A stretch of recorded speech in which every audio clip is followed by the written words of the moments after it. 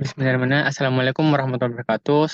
Selamat pagi, selamat siang, selamat sore, selamat malam tentunya.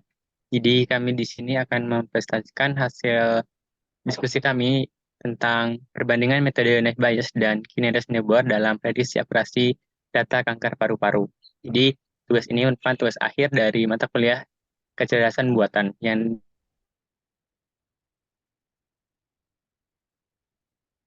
selanjutnya di sini kami nama saya sendiri Ahmad Arat Sugimurti dengan NIM F1D24. Yang selanjutnya adalah Rianti Laila Putri dengan NIM F1D02000037. Next.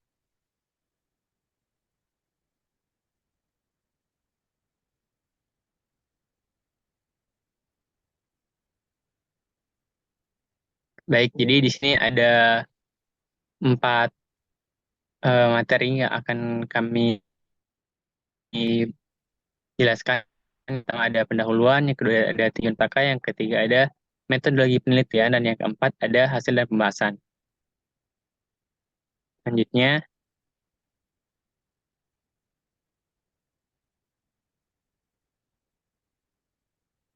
dari selanjutnya yang terbelakang akan dijelaskan oleh Saudari Lala Rianti Laila Putri. Padanya saya persilakan.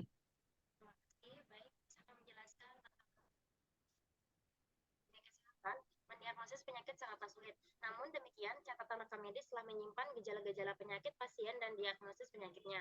Menurut World Health Organization atau WHO, kanker paru-paru merupakan salah satu penyebab kematian yang paling banyak di antara kematian akibat kanker lainnya. Kasus kanker paru-paru di Indonesia mencapai 30.023 jiwa dan kasus kematian mencapai angka 26.095 jiwa.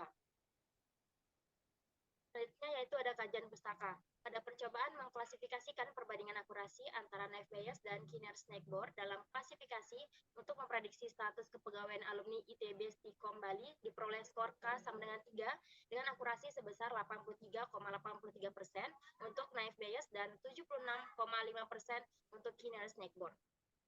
Pada penelitian selanjutnya dengan judul perbandingan algoritma klasifikasi dalam pengklasifikasian data penyakit jantung koroner dihasilkan akurasi sebesar 80,33% menggunakan knife bias dan 69,67% menggunakan Kinner-Snake-Board.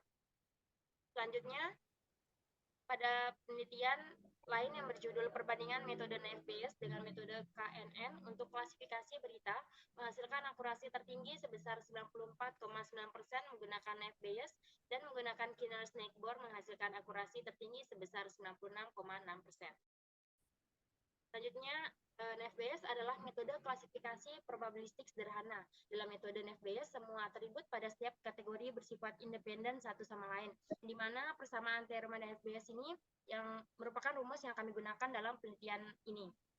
Selanjutnya ada metode Kinner-Snake-Board atau KNN adalah metode yang supervised atau diawasi.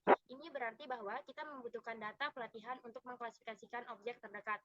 Di sini kita menggunakan perhitungan jarak dengan metode Gaussian similarity. Selanjutnya, metode penelitian akan dijelaskan oleh teman saya persilakan. Baik, selanjutnya metode penelitian yang akan dijelaskan oleh saya sendiri. Yang pertama, ada alat dan bahan. Di sini alat yang kami gunakan ada laptop, ada operating system Windows 10, ada Jupyter Lab sebagai software yang kami gunakan untuk melakukan coding. Yang terakhir ada Microsoft Word yang kami gunakan untuk membuat papernya. Jadi ada bahannya kami menggunakan data kanker paru-paru sebanyak 309 data dengan 16 variabel yang kami dapatkan dari kaggle.com. Next. Yang pertama, untuk pengolahan datanya, kami melakukan pengumpulan data pertama. Jadi dari 16 variabel yang ada, di sana ada gender, ada usia, ada status merokok atau tidak, ada status penyakit kuning atau tidak, ada anxiety, ada peer pressure, ada chronic disease, ada fatigue, ada alergi, ada wheezing, ada alcohol consume, ada coughing, ada shortness of breath atau sesak napas, ada swallowing difficulty atau kesusahan dalam menelan makanan, ada chest pain, dan terakhir lung cancer. Yang kedua ada data validation. Jadi tahapan data validation ini adalah tahapan yang dilakukan untuk proses mengidentifikasi dan menghapus anomali dan inkonsistensi yang ada pada data. Jadi apabila ada anomali atau data yang tidak sesuai dengan yang ingin kita olah, maka data tersebut akan dihapuskan. Ini ada yang kedua itu tahap data integration dan data transformation. Jadi pada tahap ini kita menerapkan data integration dan data transformation pada beberapa dataset.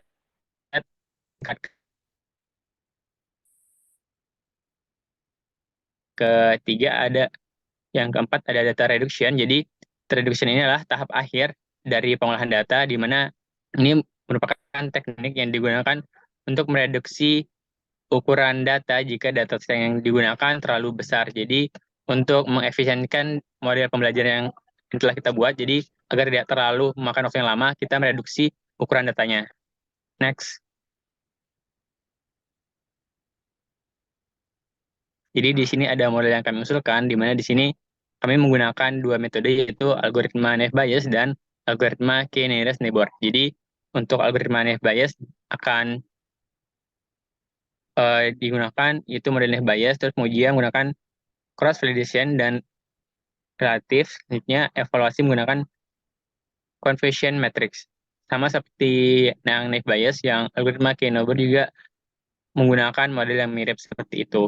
Selanjutnya, data yang sudah didapatkan akan diolah menggunakan dua algoritma tersebut dan nanti pada akhirnya akan dibandingkan beberapa akurasi yang didapatkan dari dua algoritma yang sudah dilakukan. Selanjutnya,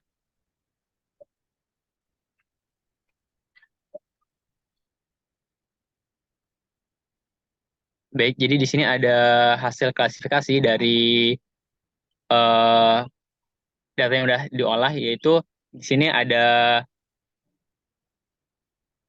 perbandingan, yaitu orang yang terkena kanker paru-paru dan yang tidak terkena kanker. Jadi dapat dilihat dari diagram tersebut ada lebih dari 250 orang yang terkena penyakit paru-paru dan kurang dari 50 orang yang tidak terkena kanker paru-paru. Selanjutnya di sampingnya ada tabel tentang hasil dari klasifikasi K-nearest neighbor dengan jumlah tetangnya ada 1, 3, 5, 7, dan 9. Jadi di sini kami menggunakan angka ganjil sebagai jumlah tetangganya agar dapat terlihat perbandingannya. Jadi eh, setelah kami melihat error rate dari eh, K memiliki error rate yang hampir-hampir mirip. Jadi makanya di sini ada beberapa hasil yang mirip-mirip. Yang pertama dengan jumlah tetangga 1 itu akurasinya terdapat 88,7%. Yang kedua dengan 3 tetangga mendapatkan hasil 87,09%. Yang ketiga dengan 5 tetangga mendapatkan hasil akurasi 87,09%. Yang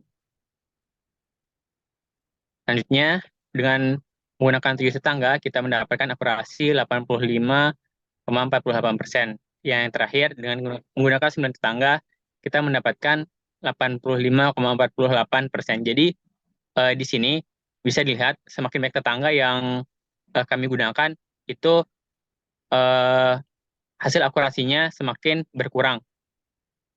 Selanjutnya,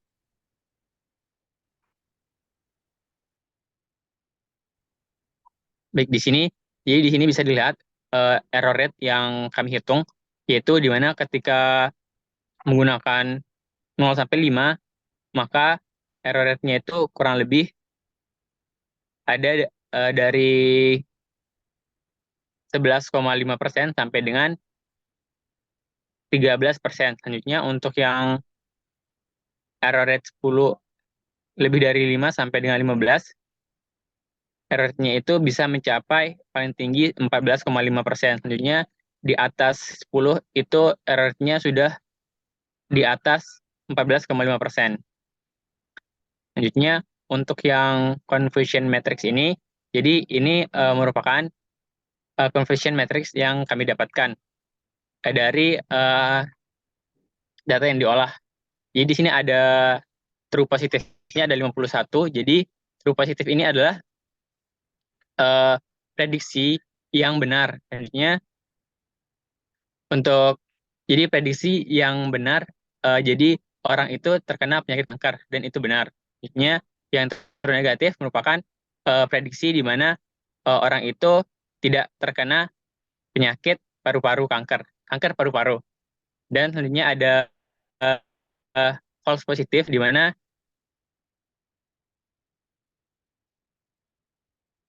paru-paru. Selanjutnya yang false negatif di sini diprediksi bahwa orang tersebut tidak terkena kanker paru-paru padahal terkena kanker paru-paru. Selanjutnya untuk bagian kesimpulan akan dijelaskan oleh Lala Rianti Laila Putri. Baik, saya akan menjelaskan tentang kesimpulan. Jadi pada percobaan menggunakan metode Navier dan Skinner-Snakebar dalam memprediksi seseorang terkena kanker atau tidak mendapatkan tingkat akurasi akurat dan baik. Nilai akurasi setelah melakukan proses prediksi akurasi data kanker paru-paru menggunakan metode Navier menghasilkan akurasi nilai terbaik sebesar 92% dan metode KNN menghasilkan akurasi nilai terbaik sebesar 88,70%. Kembalikan kepada moderator.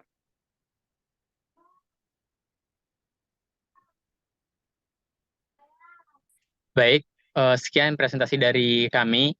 Jadi begitulah untuk perbandingan dari algoritma Kinnear Snakeboard dengan Naive Bayes untuk mendapatkan data akurasi dari penyakit kanker paru-paru. Sekian presentasi dari kami. Mohon maaf apabila ada kesalahan dan kekurangan. Terima kasih. Assalamualaikum warahmatullahi wabarakatuh.